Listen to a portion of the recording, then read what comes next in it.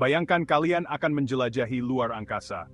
Kalian tentu tidak akan meluncurkan pesawat ruang angkasa tanpa peta yang detail, sebuah cetak biru untuk memandu penjelajahan kalian. Begitu pula dalam dunia penelitian, kerangka teori berperan sebagai kompas kalian, memberikan arahan dan struktur pada penyelidikan ilmiah kalian. Kerangka teori adalah fondasi tempat kalian membangun penelitian, memastikan stabilitas dan kekoherenannya.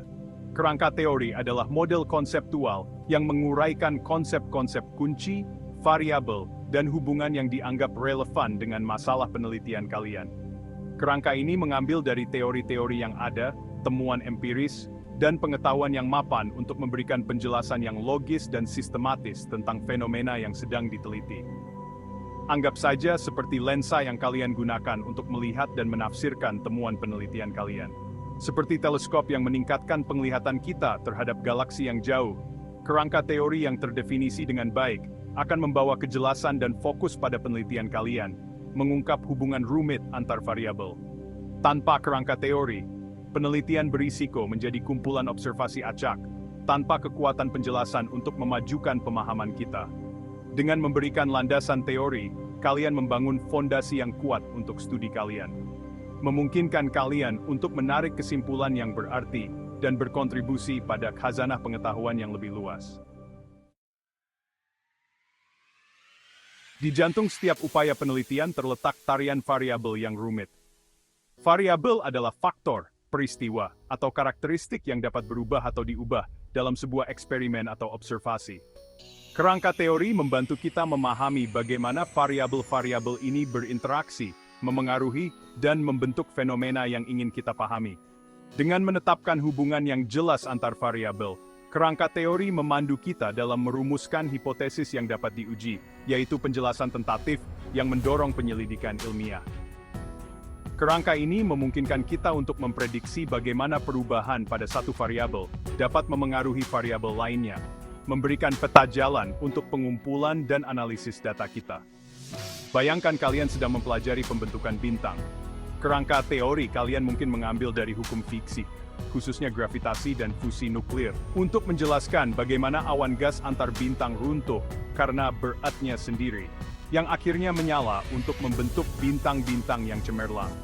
Kerangka ini tidak hanya mengidentifikasi variabel-variabel kunci yang terlibat, seperti massa, kepadatan, dan suhu, tetapi juga memprediksi bagaimana perubahan variabel-variabel ini akan memengaruhi proses pembentukan bintang. Selain itu, kerangka teori yang kuat membantu kita menafsirkan temuan penelitian kita dalam konteks yang lebih luas. Kerangka ini memungkinkan kita untuk menghubungkan observasi kita dengan teori-teori yang ada dan bukti empiris, memperkaya pemahaman kita, dan berkontribusi pada dialog ilmiah yang berkelanjutan.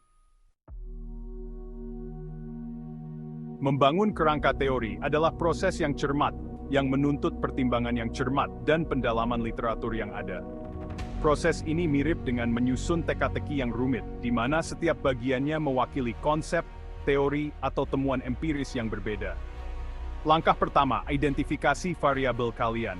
Mulailah dengan mengidentifikasi variabel-variabel kunci yang relevan dengan masalah penelitian kalian. Variabel-variabel ini harus didefinisikan dengan jelas dan dapat diukur, membentuk blok bangunan kerangka kalian. Langkah kedua, tinjau literatur yang ada. Lakukan tinjauan komprehensif terhadap literatur yang ada untuk mengidentifikasi teori, model, dan temuan empiris yang relevan dengan topik penelitian kalian. Langkah ini sangat penting untuk memahami keadaan pengetahuan saat ini, dan mengidentifikasi potensi celah yang dapat diatasi oleh penelitian kalian. Langkah ketiga, kembangkan model konseptual.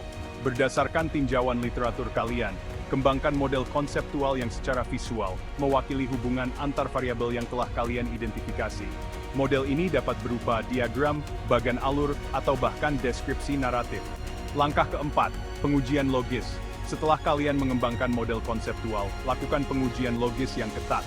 Tanyakan pada diri sendiri, apakah hubungan yang diajukan antar variabel masuk akal secara teoritis, dan apakah didukung oleh bukti yang ada. Ingat, membangun kerangka teori adalah proses yang berulang.